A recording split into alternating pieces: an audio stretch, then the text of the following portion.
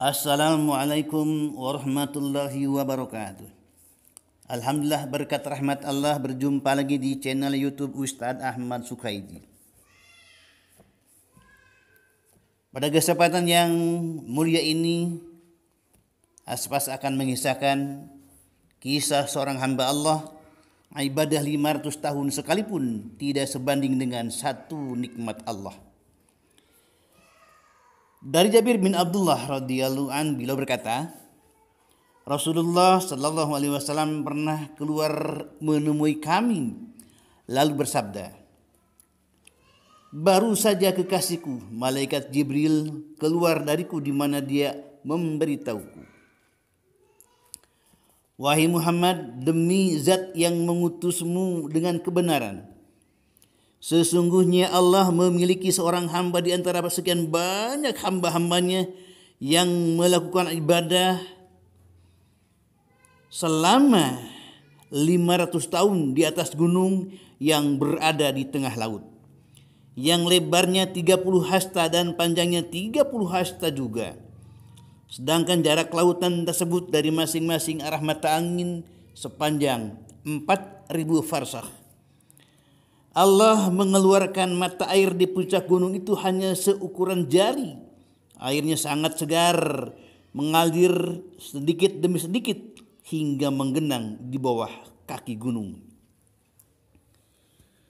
Di samping itu Allah juga menumbuhkan pohon delima yang setiap malam mengeluarkan satu buah delima matang untuk dia makan setiap harinya.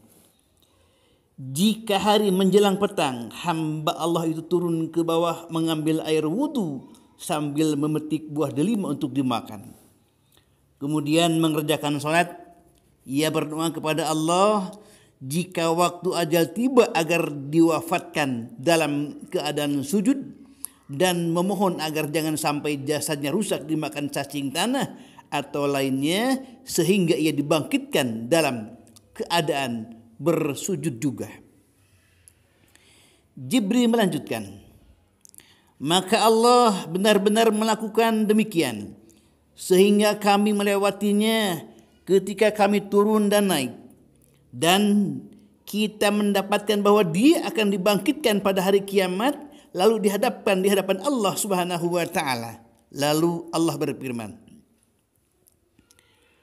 masukkanlah hambaku ini ke dalam surga karena rahmatku. Hamba itu membantah, ya Rabbi, masukkan aku ke surga karena perbuatanku.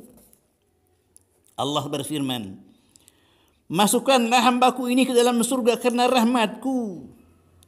Hamba tersebut membantah lagi, ya Rabbi, masukkan aku ke surga karena amalku. Maka Allah Subhanahu wa taala memerintahkan para malaikat, cobalah kalian timbang lebih berat mana antara kenikmatan yang aku berikan kepadanya dengan amal perbuatannya. Maka ia dapati bahwa kenikmatan penglihatan saja lebih berat dibanding dengan ibadahnya selama 500 tahun. Belum lagi kenikmatan anggota tubuh yang lain. Maka Allah berfirman, sekarang masukkanlah hambaku ini ke neraka. Kemudian ia diseret ke dalam neraka. Hamba itu lalu berkata, ya Rabbi, benar aku masuk surga hanya karena rahmatmu. Masukkanlah aku ke dalam surgamu ya Rabbi. Allah berfirman, kembalikanlah ia. Kemudian ia dihadapkan lagi di hadapan Allah Subhanahu wa taala. Allah bertanya, wahai hambaku, siapakah yang menciptakanmu ketika kamu belum menjadi apa-apa? Hamba tersebut menjawab, Engkau wahai Tuhanku. Allah bertanya lagi, yang demikian itu karena keinginanmu sendiri atau berkat rahmatku? Dia menjawab, semata-mata karena rahmatmu ya Rabbi. Allah bertanya lagi, siapakah yang memberi kekuatan kepadamu sehingga kamu mampu mengerjakan ibadah selama 500 tahun? Dia menjawab, Engkau ya Rabbi. Allah bertanya lagi, siapakah yang menempatkanmu berada di gunung dikelilingi ombak laut? Kemudian mengalirkan untukmu air segar di tengah-tengah laut yang airnya asin. Lalu setiap malam membuah delima yang seharusnya berbuah hanya 1 tahun sekali. Di samping itu semua, kamu memohon kepadaku agar aku mencabut nyawamu ketika kamu bersujud dan aku telah memenuhi permintaanmu. Hamba itu menjawab, engkau ya Rabbi.